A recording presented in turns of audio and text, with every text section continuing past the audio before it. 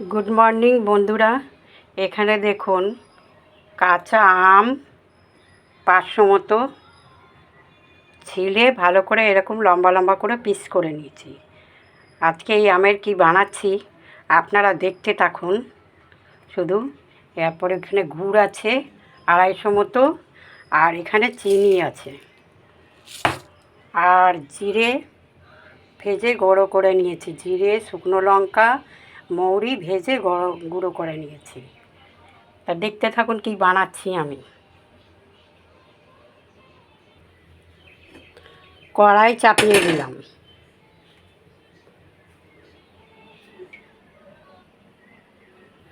কড়াইয়ে সাদা তেল দিয়ে দিয়েছি এখন আমি।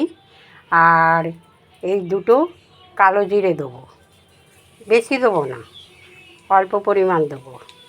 কালো জিরের ফোড়ন দিলে খুব ভালো লাগবে। তারপরে এই আমগুলো ছেড়ে দেবো,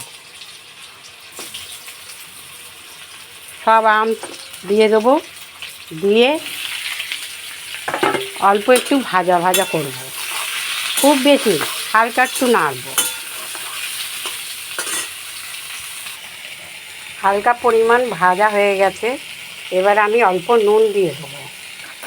নুন দিয়ে এটা নাড়বো। অল্প হলুদ দিয়ে দেবো এবার।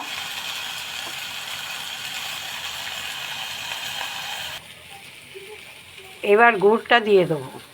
গুড়টা ভেঙে নিয়েছি ছোট ছোট করে, গুড়টা দিয়ে দেবো। এক ফোঁটাও কিন্তু আমি জল দেবো না এর মধ্যে। জল দিলে পরেই একদম বেশি দিন রেখে খাওয়া যাবে না। তারপরে এখানে 100 গ্রাম মতো চিনি দিয়েছি, আর এখানে 250 মতো গুড় দেওয়া আছে। 500 আম, একদম খুব ভালোভাবেই হয়ে যাবে। দেখেন কি পরিমাণে মানে চিনিটা আর গুড়টা গলে গিয়ে জল ছেড়েছে, দেখেন পাতলা হয়ে গেছে এখন। এটা আমি যতক্ষণ না টানবে ততক্ষণ ছাড়বো না। আর এর সঙ্গে আমি 1 প্যাকেট জলজিরা দিয়ে দেবো, আর ভাজা মশলা গুঁড়ো করে রেখেছি এটা দিয়ে দেবো। এবার এই জলজিরাটা দিয়ে দেবো পুরোটাই, 1 প্যাকেট পুরোটাই দেবো, খেতে টেস্ট হবে। এটা কী বানালাম জানেন বন্ধুরা? এটা মোরব্বা বানালাম। জিরে ভাজা, মৌরি, শুকনো লঙ্কা সব এটাও দিয়ে দিলাম, দিয়ে নামিয়ে নেবো এবার। আমের মোরব্বা আমার এখন তৈরি। বন্ধুরা কেমন লাগলো এটা আপনারা বলবেন একটু। আমি এই মোরব্বা বানিয়েছি চিনি আর গুড় দিয়ে দুটো মিশিয়ে।